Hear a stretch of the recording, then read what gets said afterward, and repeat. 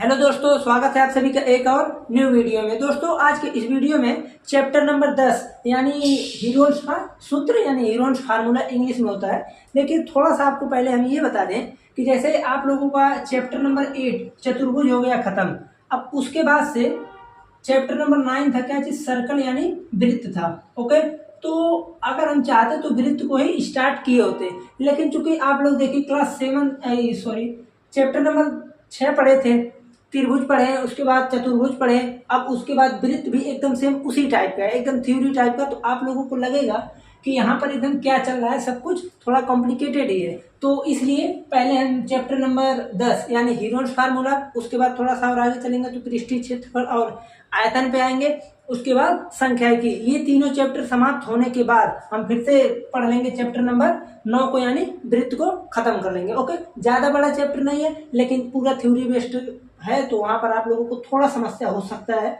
और हाँ, एक चीज और बता दें, जैसे ये जो वृत्त है, ओके, तो वृत्त में आप देखेंगे कि जो भी चीज आपको मिल रहा है ये नहीं है कि पूरा त्रिभुज से पूरा चतुर्भुज से रिलेटेड है, थोड़ा बहुत रहेगा रिलेटेड, लेकिन पूरा एकदम उसी पर आश्रित नहीं है। तो आइए हम डायरेक्टली स्टार्ट करते हैं हीरोन्स फार्मूला यानी हीरोन का सूत्र। देखिए यहाँ पर जो है, अब कुछ लोगों को तो ये भी नहीं पता होगा कि हीरोन्स फार्मूला या हीरोन का सूत्र जो है किस लिए लगता है या इससे क्या निकलता है। तो पहले हम थोड़ा सा डिटेल में चलते हैं, ओके, इसके बाद इसको हम थोड़ा सा बताते हैं। जैसे देखिए, पहले तो हम आपको ये बता दें कि ये हमेशा लगता है त्रिभुज का क्षेत्रफल निकालने के लिए, त्रिभुज का क्षेत्रफल। ओके, तो अब आपको ये तो पता चल गया कि हाँ, हीरोन्स के सूत्र से हम केवल और केवल त्रिभुज का क्षेत्रफल निकालेंगे, ये अन्य किसी भी 2D 3D डायग्राम के लिए नहीं लागू होता है। तो आइए सबसे पहले हम ये समझते हैं कि अब त्रिभुज में तो कई सारे हो जाएंगे। तो जैसे त्रिभुज का हम क्लासिफिकेशन देखे थे, तो आपको पता होना चाहिए, हम त्रिभुज चैप्टर में बता चुके थे। हम त्रिभुज में दो प्रकार से देखते हैं, एक होता है भुजा के आधार पर, भुजा के आधार पर, ओके, और एक होता है कोण के आधार पर। ओके, दो प्रकार से हम इसका क्या करते हैं, विभाजन या क्लासिफिकेशन करते हैं कोण के आधार पर। अब हम ये देखते हैं कि भुजा के आधार पर भी तीन प्रकार के होते हैं। कौन कौन सा, एक होता है समबाहु, समबाहु त्रिभुज, समबाहु त्रिभुज, और एक होता है समद्विबाहु त्रिभुज, समद्विबाहु त्रिभुज। फिर उसके बाद तीसरा नंबर होता है समद्विबाहु त्रिभुज, तीसरा होता है विषमबाहु त्रिभुज, विषमबाहु त्रिभुज। ओके, ये तीन होते हैं भुजा के आधार पर। सिमिलरली इसी प्रकार से तीन होते हैं यहाँ पर कोण के आधार पर। एक को हम बोलते हैं न्यून कोण, न्यून कोण त्रिभुज। ओके, दूसरा हो जाता है आपका अधिक कोण त्रिभुज। ये नहीं है कि यहाँ पर क्रम वाइज है, आप जो मन करे वही आप लिख सकते हैं, पहले दूसरे में कोई भी चीज, अधिक कोण, और एक को लिख देते हैं समकोण त्रिभुज। अब देखिए यहाँ पर आपको थोड़ा सा समझना है, जैसे जब हम भुजा के आधार पर देखें समबाहु त्रिभुज, समद्विबाहु त्रिभुज और एक विषमबाहु त्रिभुज, पहले हम इसकी बात करते हैं, उसके बाद कोण के आधार पर हम देखेंगे न्यून कोण, अधिक कोण और समकोण। तो पहले हम यहाँ पर समझते हैं कोण के आधार पर। आइए देखिए, जब हम इसकी बात करेंगे तो न्यून कोण का सीधा साधा सा मतलब ये होता है कि उसमें जब हम कोण देखेंगे, जैसे कोई भी त्रिभुज बनाएंगे तो हम ये देखेंगे कि कोण जो है, जैसे ये त्रिभुज है तो तीन कोण होंगे, तीनों में से हम ये देख रहे हैं सभी कोण क्या है, न्यून कोण है, यानी 90 डिग्री से कम का कोण है। जैसे इसको अगर आप मेजर करें या कुछ भी करें तो 90 से कम ही आएगा। क्यों? क्योंकि 90 एकदम डायरेक्टली परपेंडिकुलर होता है। ये आप अभी पिछले लेक्चर के तहत देख चुके हैं प्रत्येक जगह।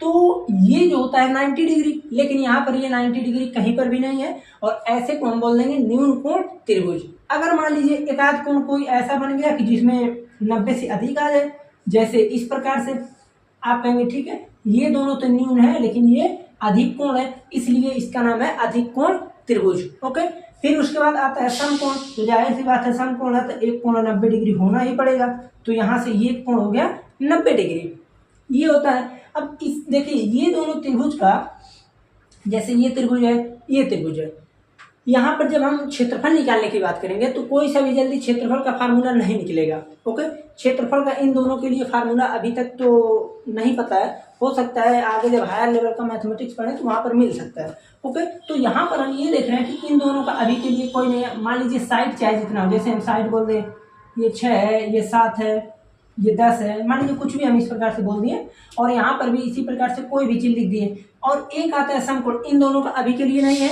एक आता है समकोण। तो देखिए समकोण जो होता है, समकोण में आप कहेंगे ये है कि एक कोण 90 डिग्री रहता है, तो यहाँ पर इसका फार्मूला हो जाता है 1/2 बेस इंटू हाइट, यानी 1/2। बेस का मतलब होता है आधार, और हाइट का मतलब होता है यानी लंबवत ऊंचाई जितना भी हाइट है। ओके, ये चीज है।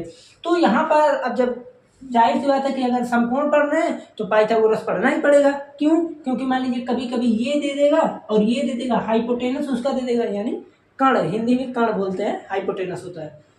ये दे देगा और ये देगा, तो आपको ये निकालना पड़ेगा। तो इसके लिए एक फार्मूला होता है कर्ण का स्क्वायर, आप लोग क्लास 8 में पढ़े होंगे। कर्ण का स्क्वायर इक्वल टू आधार का स्क्वायर और प्लस का लंब का स्क्वायर, ये होता है इसका फार्मूला। अगर मान लीजिए कभी आपको कर्ण दे दे, आधार दे दे, तो लंब निकाल लेंगे। कभी मान लीजिए लंब दे दे, आधार दे, कर्ण निकाल लेंगे। कर्ण निकालने की इसमें क्षेत्रफल में आवश्यकता नहीं पड़ती है। ठीक, ये चीज होता है यहाँ से।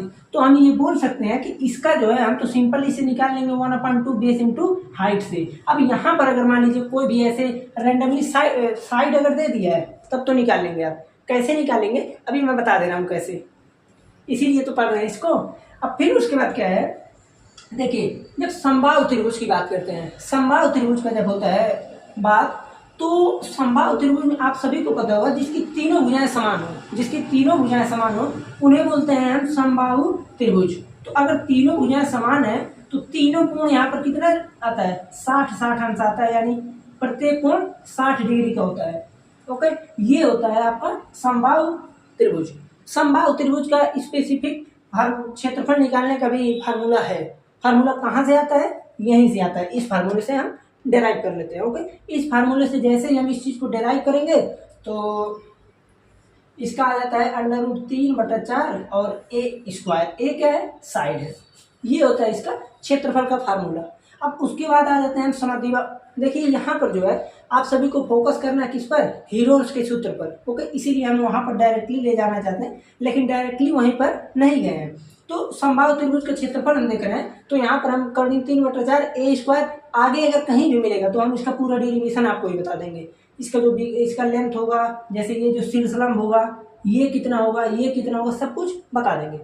फिर उसके बाद आता है समद्विबाहु त्रिभुज। तो समद्विबाहु त्रिभुज में आप सभी को पता होगा कि सिंपल काम क्या होता है कि देखिए समद्विबाहु यानी जिसकी दो भुजाएं समान हो। ये मैं दोबारा से बता रहा हूँ, इसी प्लेलिस्ट में आप देखेंगे जब त्रिभुज का है तो त्रिभुज में पहले लेक्चर में ही हम इसको बता चुके हैं। तो यहाँ पर आप ये देखेंगे कि कोई भी दो साइड सेम ले लेंगे और एक को कोई डिफरेंट कर देंगे। मान लीजिए ये दोनों साइड सेम ले लिए आप, ये चीज और ये चीज, और ये क्या है, ये कोई डिफरेंट साइड है। तो ये हो गया ना समद्विबाहु त्रिभुज का क्षेत्रफल।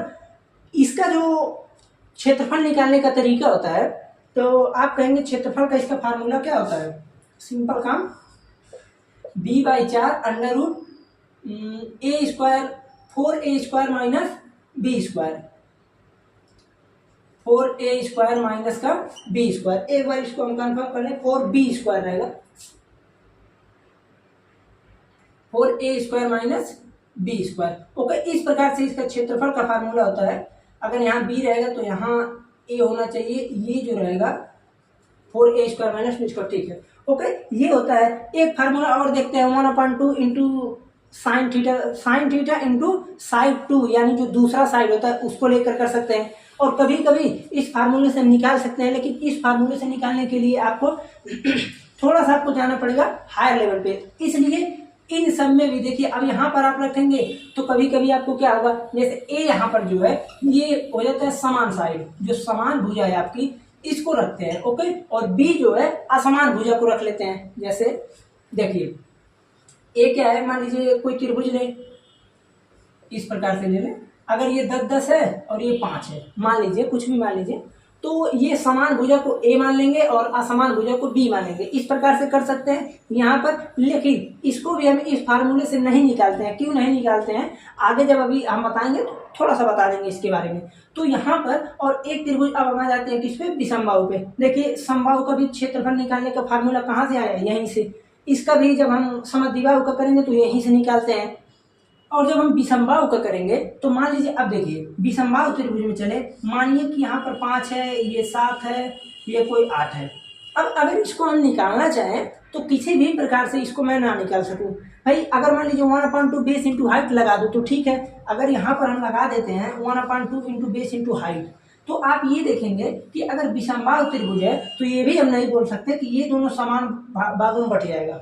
ओके, और अगर मान लीजिए बट भी गया तो यहाँ पर निकालेंगे तो इसका अलग आएगा, इसका अलग आएगा, इसलिए हो जाएगा थोड़ा सा समस्या। तो ऐसे सभी त्रिभुजों के लिए अब स्पेशली तो मैं इसको विषमबाहु नहीं बोल सकता। अगर जैसे ये विषमबाहु तो है, ठीक है, तो ये जो फार्मूला है आप लोगों का हीरोन्स फार्मूला, तो ये जो है ऐसे सभी त्रिभुज के क्षेत्रफल निकालने के लिए लगाया गया है या फिर लागू किया गया है, जहां पर आप त्रिभुज के क्षेत्रफल निकालने में थोड़ा सा आपको अगर असुविधा हो रही है, चाहे तो आप समद्विबाहु में लगाइए, चाहे आप समबाहु में लगाइए, आपको जहां मन करे वहां ही आप इस फार्मूले को लगा सकते हैं। ओके, हीरोन्स फार्मूला क्यों आया, कैसे आया, ये समझिए। पहले जो हीरोन्स फार्मूला है, अगर मान लीजिए कुछ त्रिभुज है, उसका मान लीजिए आप क्षेत्रफल निकाल लेते हैं तो ठीक है, निकाल लिए।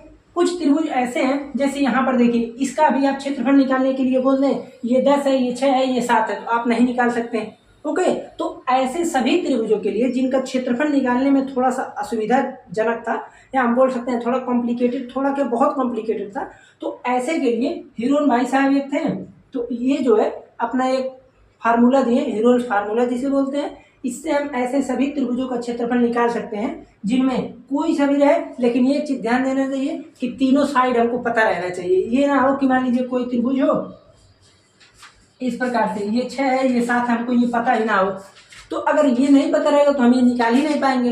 ओके, तो इसलिए हीरोन्स का फार्मूला वहीं लगेगा जहाँ तीनों साइड पता हो, या तो तीनों साइड ना अगर पता हो तो 2 साइड रहे और एक कोई कंडीशन रहे, ये चीज रहना चाहिए।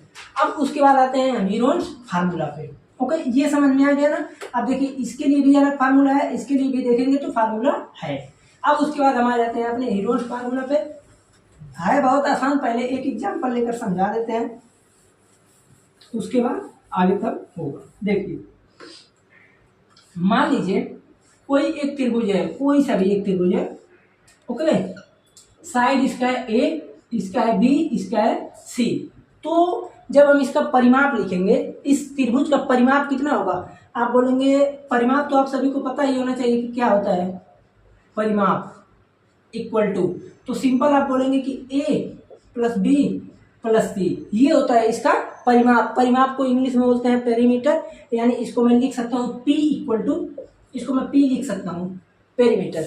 अब उसके बाद यहाँ पर हम इसका जो कर देते हैं आधा, पेरीमीटर का आधा, तो इसे हम बोलते हैं, हिंदी में बोलेंगे अर्ध परिमाप, यानी सेमी पेरीमीटर, अर्ध परिमाप। ओके, इसे हम इंग्लिश में बोलते हैं सेमी पेरीमीटर। तो इसलिए यहाँ से आ गया S, ठीक, और यहाँ से आ जाएगा कितना, A plus B plus C बटा में 2।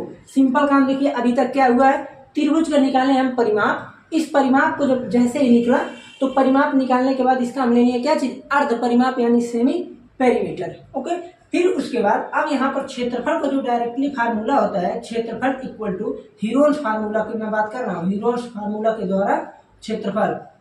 ओके, हीरोन्स फार्मूला का जो होता है देखिए, under root S minus A S minus B S minus C। अब देखिए हमको ये बताने की आवश्यकता यहाँ पर नहीं पड़नी चाहिए कि S क्या है, तो S क्या है, सेमी पेरीमीटर यानी अर्ध परिमाप। हर जगह आपको अर्ध परिमाप ही दिखेगा, तो आप इस चीज में थोड़ा सा ध्यान रखिएगा। तो ये हो जाएगा अर्ध परिमाप। ओके, और ABC क्या है, ABC एक साइड है। मान लीजिए जैसे हम बात कर रहे थे उस त्रिभुज का 5 6 7, इस प्रकार से कोई भी हम ले लिए, तो यहाँ पर तो हम ये देख रहे हैं कि अब इस पर अगर लागू करें, हम ये देखेंगे सबसे पहला काम, S equal to A plus B plus C, तो 6 प्लस का 5 प्लस का 7 अपान में 2। देखिए ध्यान दीजिएगा, मैं एवरेज नहीं ले रहा हूँ कि यहाँ पर 3 कर दूंगा। ओके, यानी औसत नहीं ले रहे हैं, हम सिंपली इसका आधा कर रहे हैं। तो यहाँ से कितना हो जाएगा 11 7 18 बाई 2 यानी 9 आ गया। अब जब हम फार्मूला लिखेंगे तो देखिए फार्मूले में होता है S माइनस A, फार्मूला बहुत आसान है, आपको याद हो जाएगा, S minus B S minus C। अब यहाँ से जैसे हम लिखेंगे, देखिए S का मान कितना है, आप बोलेंगे 9, उसके बाद S माइनस A यानी 9 माइनस 6। अब देखिए एक चीज समझिए, अगर आप 9-6 पहले लिखते हैं या 9-5 लिखते हैं, 9-7 लिखते हैं, कुछ भी कीजिए, दोनों में से तीनों में से कोई भी आगे पीछे कीजिए, बात वही है। क्यों? क्योंकि यहाँ सब कुछ मल्टीप्लाई में है। यहाँ से हो जाएगा, देखिए 9-5, 9-7, ये चीज आ गया। फिर आगे क्या होगा, देखिए 9 इंटू 9 में से 6 गया 3, इंटू 9 में से 5 गया 4, इंटू 9 में से 7 गया 2।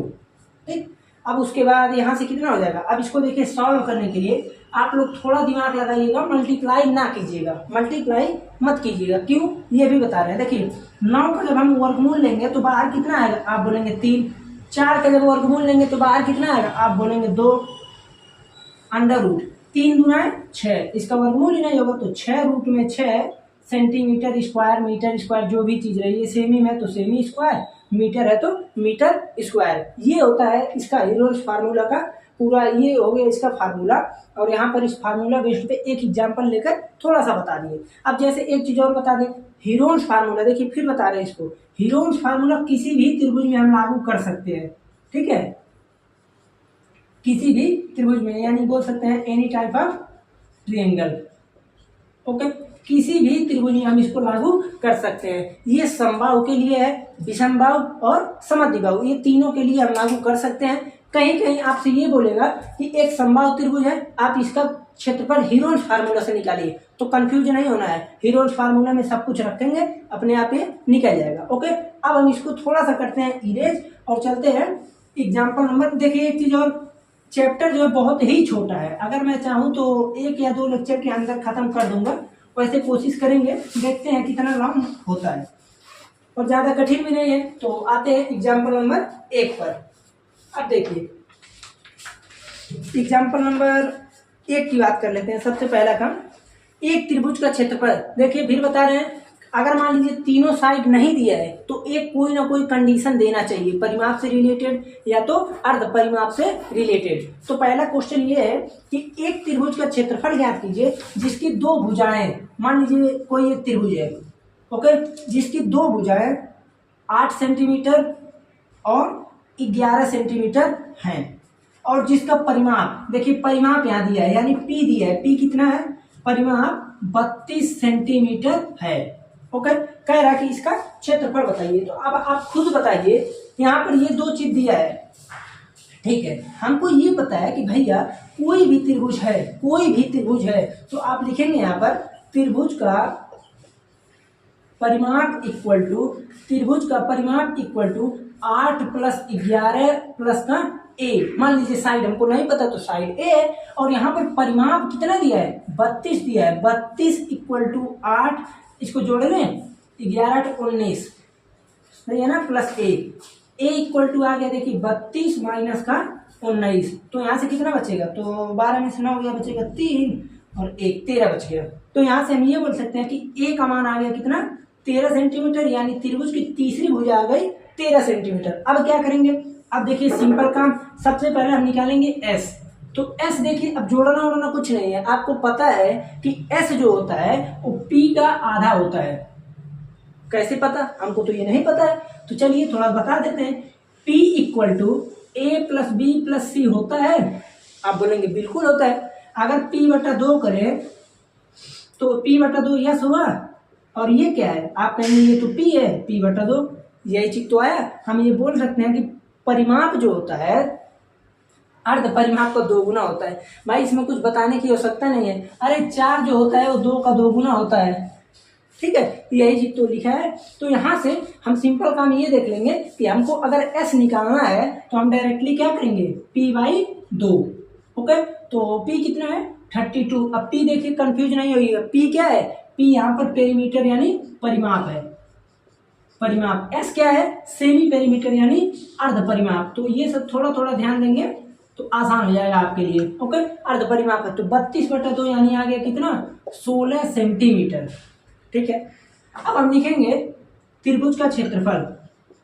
त्रिभुज का क्षेत्रफल, आप एक चीज और लिख सकते हैं कि हीरोल्स के फार्मूले द्वारा, नहीं तो वैसे भी जब आप त्रिभुज के क्षेत्रफल लिखेंगे S - A, S - B, S - C, तो ये हीरोल्स का फार्मूला, हीरोल्स का क्या चीज होगा, फार्मूला ही होगा। तो देखिए एक चीज और, तो यहाँ पर आप लिखेंगे under root s, s minus a, s minus b, s minus c. Okay, फिर देखिए एस इक्वल टू कितना है, आप बोलेंगे 16। अब एक चीज मैं आपको, चलिए मात्रा का भी समझा दूंगा आगे। तो यहाँ पर आप कितना लिखेंगे, 16 माइनस का ए कितना है, ए में चलिए 8, कोई सा भी आप पहले ले लीजिए। तो मैं 8 को ले लेता हूँ, 16 माइनस 8, फिर 16 माइनस 11, फिर 16 माइनस कितना निकला है तीसरा, 13। ये चीज आ गया। फिर क्या करेंगे, अब देखिए 16 इंटू 16 में से 8 गया 8, इंटू 16 में से 11 गया 5, इंटू 16 में से 13 गया 3, इतना आ गया। अब आपको समझना है यहाँ पर। फिर आप क्या करेंगे, मल्टीप्लाई नहीं करेंगे। देखिए इसको मैं लिख सकता हूँ 16 को 4 गुनाए 4, 8 को मैं लिख सकता हूँ 2 गुना 2 गुना 2 गुना 5 गुना 3। अब आपके मन में एक विचार आएगा कि क्या मैं 4 को 2 गुना 2 नहीं लिख सकता हूँ, मैं लिख सकते हैं, लेकिन चूंकि यहाँ पर मैं ये देख रहा हूँ 2 को 4 है, तो ए को सीधा बाहर लेते आएंगे, तो यहाँ से आ जाएगा 4, क्योंकि ये डबल में है, ये भी पेयर में है तो आ गया 2, ये कोई भी पेयर में नहीं है तो अंडर रूट 2 पंजे 10 3 30, ठीक है ना, 30। अब देखिए ये हो गया 8 अंडर रूट 30। अब देखिए कोई भी क्षेत्रफल जब मैं लिखता हूं तो हमेशा वर्ग मात्रक आता है। क्यों यहाँ पर वर्ग मात्रक आ रहा है, आप कहेंगे जब मल्टीप्लाई 4 बार हुआ तो क्यों आ रहा है स्क्वायर। देखिए समझिए, थोड़ा सा हम आपको बता रहे हैं इसको, क्योंकि हमेशा नहीं ना समझेंगे आप। 16 किस में है, आप कहेंगे सेंटीमीटर, इंटू ये घटाने के बाद किस में मिलेगा, सेंटीमीटर, इंटू ये किस में मिलेगा, सेंटीमीटर, ये किस में मिलेगा, सेंटीमीटर। तो यहां से आ रहा है सेंटीमीटर। अब देखिए ये किस में है, आप बोलेंगे अंडर रूट में है, तो अंडर रूट के बाहर जब लेंगे तो पेयर वाले को बाहर उठा लेंगे सेंटीमीटर, पेयर वाले को बाहर उठा लेंगे सेंटीमीटर, और ये हो जाएगा सेंटीमीटर स्क्वायर। इसीलिए यहाँ पर क्षेत्रफल जब हम निकालते हैं, वैसे भी क्षेत्रफल प्रत्येक जगह हमेशा वर्ग मात्रक में ही होता है, क्योंकि क्षेत्रफल हमेशा 2 लोगों के मल्टीप्लाई से ही निकलता है, यानी क्षेत्रफल क्या है, 2D फिगर है। ओके, अब हम चलते हैं एग्जाम्पल नंबर 2 पर। कितना ड्यूरेशन देख लें, पहले ज़्यादा समय का नहीं हो, चलिए अभी हम दूसरा बता सकते हैं। अब हम चलते हैं दूसरे प्रश्न पर, इसको थोड़ा सा आपको समझना पड़ेगा। देखिए इसमें पहले हम थोड़ा सा बना दे डायग्राम, उसके बाद हम क्वेश्चन को आपको समझा देते हैं। पहले थोड़ा सा हम डायग्राम बना दें।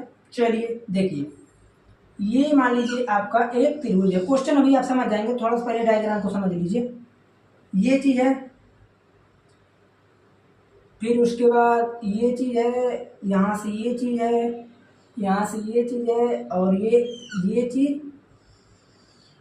अब आपको लग रहा होगा हाँ थोड़ा सा 3D फिगर है, लग रहा है या नहीं बताइए। अभी आप समझ जाएंगे क्वेश्चन को।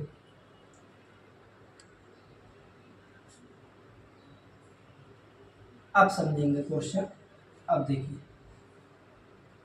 देखिए क्वेश्चन को समझिएगा केवल। क्वेश्चन ये बोल रहा है सिंपल कि एक त्रिभुजाकार पार्क ABC, एक त्रिभुजाकार कोई पार्क है ABC। ओके, फिर बोल रहा है कि त्रिभुज पार्क की भुजाएं 120 मीटर, 80 मीटर और 50 मीटर है। देखिए 120 मीटर, 80 मीटर और 50 मीटर, तो आप अभी समझिएगा 120, 80 और 50 मीटर, ये तीनों का साइड दिया है। 120, 80, 50 ये तीनों है। फिर बोला है कि एक मालिन धनिया को इसके चारों ओर एक बाड़ लगानी है। यानी इसमें देखिए कोई मालिन है, धनिया अगर मान लीजिए इसमें बोया है, तो यहाँ पर इसमें क्या करना है कि इसके चारों तरफ बाड़ लगाना है। जैसे भाई गाँव में हमेशा होता है कि जंगल के किनारे जो होते हैं तो हमेशा कुछ जानवर आके जो भी रहता है सब चर उड़ जाते हैं, तो इसलिए यहाँ पर क्या लगाना है, बाड़ लगाना है। किनारे किनारे जो गाँव के होंगे समझ जाएंगे, घेरा मारना है, यानी समझ गए ना।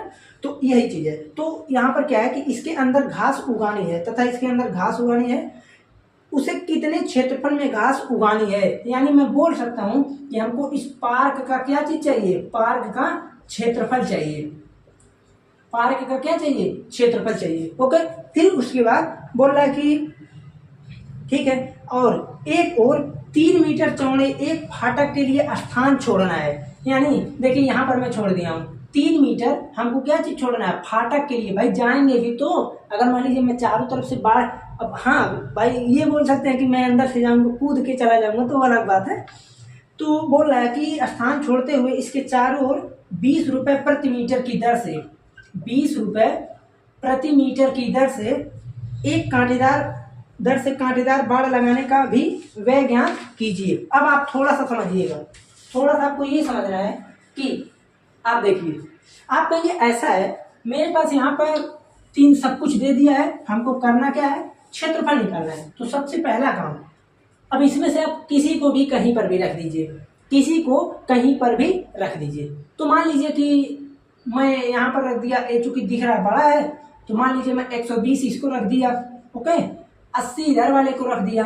आप देखिए कहीं भी इधर उधर कर सकते हैं। ये मान लीजिए आप 50 रख लिए इधर का किनारा। तो अब आप कहेंगे ऐसा है, अब मैं डायरेक्ट निकालूंगा s equal to a plus b plus c, यानी 120 प्लस का 80 प्लस का 50 अपान में 2। अब 120 80 कितना होता है, आप बोलेंगे 200, 250 बटा 2 यानी 125। किस में दिया है, मीटर, सब कुछ मीटर में ना, हाँ। तो यहाँ पर आ जाएगा 125 मीटर। ये क्या निकला है, एस निकला है, ये सब मीटर में है, ओके। तो हम ये देख रहे हैं कि देखिए एस का मान आ गया 125 मीटर। अब उसके बाद हमको क्षेत्रफल चाहिए, तो लिखेंगे त्रिभुज का क्षेत्रफल equal to under root, formula लिख दे एक बार, चलिए s minus a, s minus b, s minus c. अब देखिए एक चीज और, अगर ये फार्मूला लिख रहे हैं तो आपको यहाँ कहीं ना कहीं लिखना पड़ेगा कि a equal to 120, b equal to 80, c equal to 50 metre लिखना पड़ेगा, क्योंकि आप ABC लिख रहे हैं ना। तो यहाँ से आप डायरेक्टली बोलेंगे कि देखिए एस का मान कितना है 125, एस माइनस ए, तो एस माइनस ए यानी 125 माइनस का 120, एस माइनस बी यानी 125 माइनस का 80, 125 माइनस का 50, ये चीज आ गया।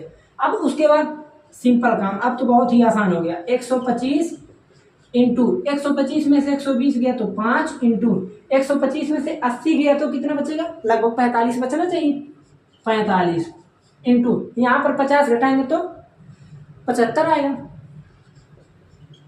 अब देखिए यहाँ आपको समझना है कि आप मल्टीप्लाई करके उसी में फंसेंगे या फिर आसान करके बाहर निकलेंगे, इसको समझना है। देखिए ध्यान से समझिएगा, इसको मैं क्या क्या लिख सकता हूँ, अब क्यों मैं यही लिख रहा हूँ मैं ये भी बताते चलूंगा।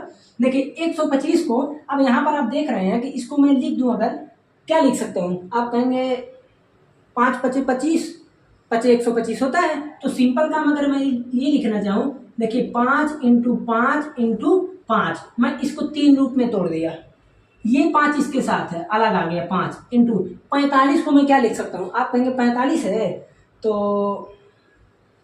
15 × 3 = 45 होता है, 15 × 3 = 45, तो यानी मैं लिख सकता हूँ 3 × 3, ओके, गुना 5, 3 × 3 = 9, 5 × 45, ये भी लिख दिया।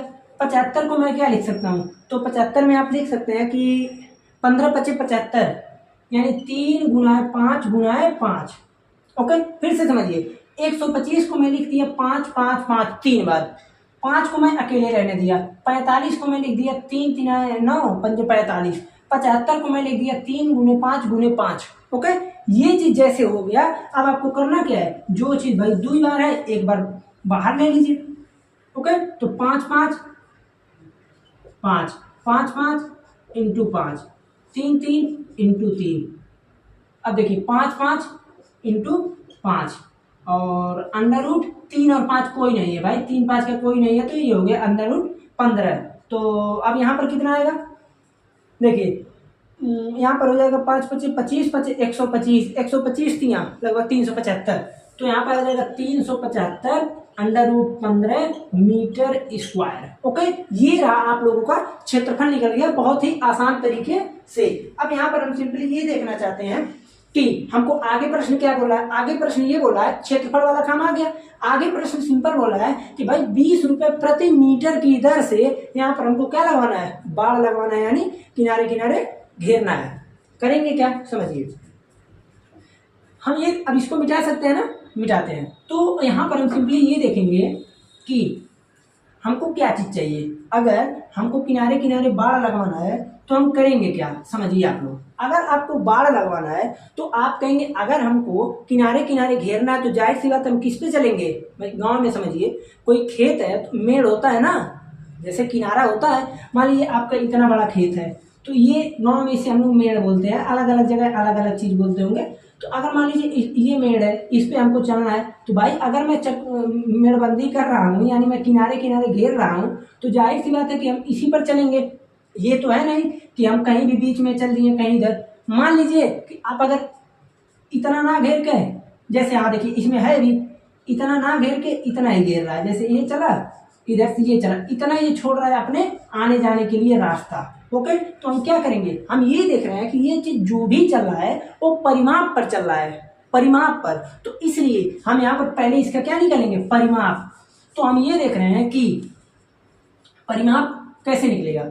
हम ये देख रहे हैं इधर से पूरा है 80, तो आप लिखेंगे परिमाप इक्वल टू कितना होगा, आप कहेंगे 80 प्लस 50, वैसे हम निकाले हैं देख रहे हैं। फिर यहाँ पर आप कहेंगे 120 इक्वल टू कितना आ गया, आप कहेंगे कि ये कितना आएगा, वही 180 200 250 मीटर। ओके, फिर हम ये देख रहे हैं कि भाई साहब ये जो 250 मीटर है उसमें 3 मीटर का हमको जगह छोड़ना है, 3 मीटर का जगह छोड़ना है। तो आप लिखेंगे क्या चीज, बाड़ लगाने के लिए आवश्यक परिमाप। ओके, तो बाड़ लगाने के लिए परिमाप इक्वल टू 250 माइनस 3 यानी 247 मीटर आ गया।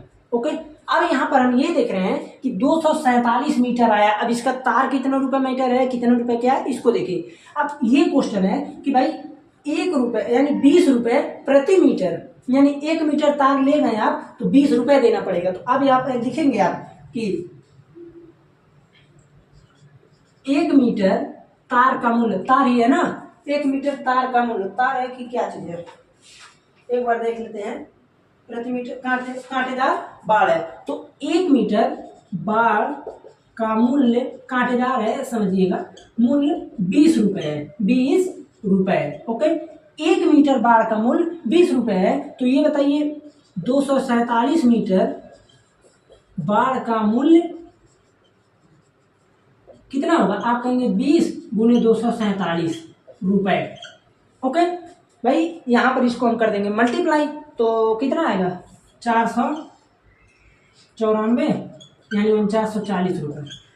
247 दूना कितना होगा 494 यानी 4940 रुपये। ठीक, ये चीज हो गया। सिंपल काम देखिए बहुत ही आसान था।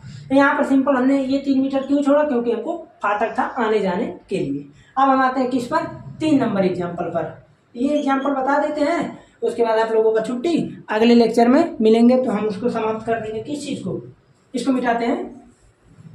अगले जो एक्सरसाइज है, एक ही एक्सरसाइज है भी इसमें, केवल 10.1, तो अगले लेक्चर में उसको भी दे देना तो खत्म हो जाएगा। अब आते हैं हम 3 नंबर पे। देखिए ये चीज अनुपात वाला क्वेश्चन बहुत मात्रा में पूछ लेता है। एक त्रिभुजाकार भूखंड की भुजाओं का अनुपात 3:5:7 है। ये भुजाओं का अनुपात दिया है। किसका अनुपात, आप कहेंगे भुजाओं का अनुपात, भुजाओं का अनुपात। समझिएगा ध्यान से क्योंकि ये इंपॉर्टेंट क्वेश्चन है। भुजाओं का अनुपात, फिर बोल रहा है उसका परिमाप 300 मीटर है। परिमाप कितना है 300 मीटर। तो बोल रहा है कि इस भूखंड का क्षेत्रफल ज्ञात कीजिए। इस भूखंड का हमको क्या निकालना है, एरिया निकालना है यानी क्षेत्रफल। अब आप लोग थोड़ा सा समझिए, अगर आपको भाई आ रहा हो तो आप कोशिश एक बार अवश्य कर सकते हैं, लेकिन हम आपको थोड़ा सा समझा देते हैं। जैसे देखिए, जब हम अनुपात निकालते हैं, पहले थोड़ा सा समझ लीजिए उसके बाद कीजिएगा। जब हम अनुपात निकालते हैं, मान लीजिए हम ये बोले कि एक कोई नंबर है 10, एक कोई नंबर है 30, ठीक है। हम कहें इनका अनुपात निकालो। अनुपात निकालना है तो आप कहेंगे 10/30, 0 0 खत्म, 1/3, यानी इसको मैं लिख सकता हूँ 1:3। ये इसका आ गया क्या चीज, अनुपात। फिर आपके मन में एक विचार आएगा, हमको अगर अनुपात से फिर यही मूल स्थान पर जाना है तो हम क्या करेंगे।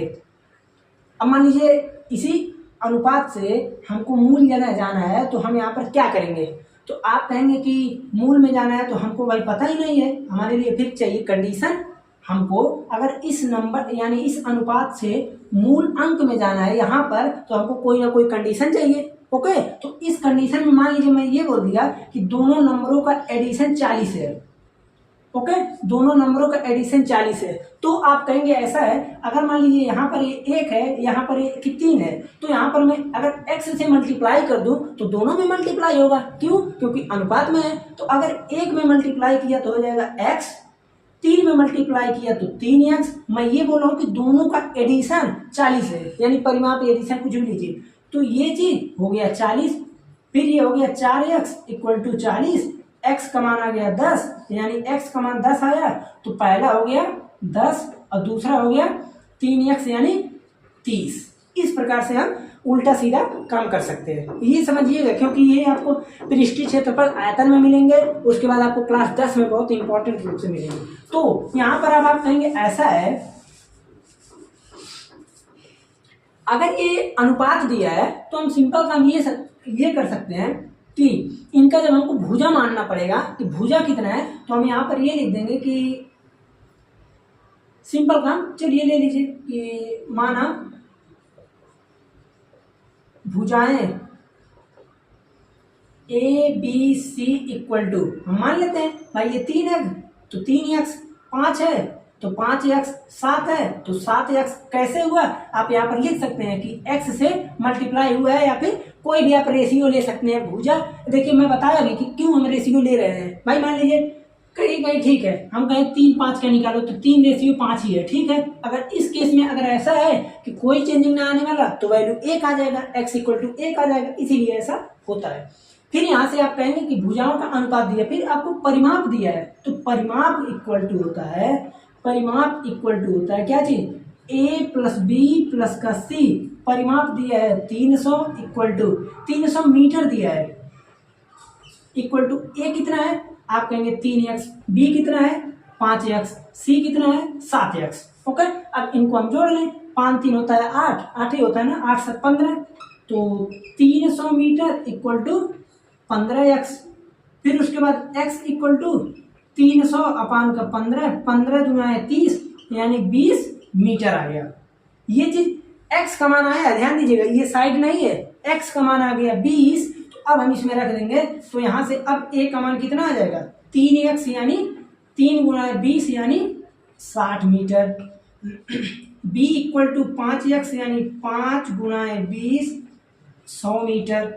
c इक्वल टू 7x यानी 7 गुना 20 यानी 140 मीटर। अब हमको क्या निकालना है, क्षेत्रफल। तो क्षेत्रफल निकालने के लिए अब हमको नहीं लगता कि बताना पड़ेगा, आप क्या करेंगे डायरेक्टली आप लिखेंगे, यहाँ पर क्या दिया है p दिया है ना, आप लिखेंगे s इक्वल टू p/2 यानी 300/2 यानी आ गया 150 मीटर। ओके, अब लिखेंगे आप त्रिभुज का क्षेत्रफल इक्वल टू अंडर रूट, देखिए ये है यस, फार्मूला आपको पता होना चाहिए, under root s minus a s minus b s minus c, ये होता है त्रिभुज का क्षेत्रफल का फार्मूला, हीरोन्स फार्मूला के द्वारा। तो यहां से आप कहेंगे त्रिभुज का क्षेत्रफल निकाला है 150 इंटू 150 माइनस 60, 150 माइनस 100, 150 माइनस का 140, ये चीज आ गया। तो यहां से आप कहेंगे ऐसा है 150 तो ठीक है भाई, 150 इंटू 150 में से 60 गया 90, इंटू 150 में से 100 गया 50, इंटू 150 में से 140 गया बच गया 10, ठीक है। अब उसके बाद हमको इसका निकालना है, फिर आप वही करेंगे क्या चीज, इसको आप क्या लिख सकते हैं, आप कहेंगे इसको मैं लिख सकता हूं, देखिए ध्यान दीजिएगा, अगर मैं लिखना चाहूं तो 3 गुना 5 गुना 10, 5 3 15, 15 10 150, क्यों मैं लिखा हूं अभी मैं बताता हूं, इंटू 9 गुना 10 इंटू 5 गुना 10 इंटू 10 है तो 10 ही है भाई, ये इसके जगह पर लिखे, ये इसके जगह पर, ये यहाँ, ये यहाँ। फिर आप क्या करेंगे, देखिए 10 10 10 10, ये 2 जोड़ा है तो 1 बाहर आया 10, इंटू ये 2 जोड़ा है 1 बाहर आया, देखिए 9 का वर्गमूल कितना होगा, आप कहेंगे 9 का वर्गमूल होगा 3, ये बाहर आया, 1 5 2 5, 1 5 बाहर आया, अंडर रूट 3 रह गया, इसका कोई बिरादरी ही नहीं है, तो हो गया। अब यहाँ से ये कितना हुआ, 5 या 15, 1 0 2 0, 1500 अंडर रूट 3 मीटर स्क्वायर। इस भूखंड का क्षेत्रफल आ गया 1500 under root 3 metre square. Okay, तो आज के लेक्चर में हम रहने देते हैं इतना ही केवल। अगले लेक्चर में जब हम मिलेंगे तो सिंपल का आप लोगों का प्रश्नावली 10.1 पूरी तरह खत्म कर देंगे। ठीक, छोटा प्रश्नावली है, जितना जल्दी खत्म हो जाएगा तो बेहतर है।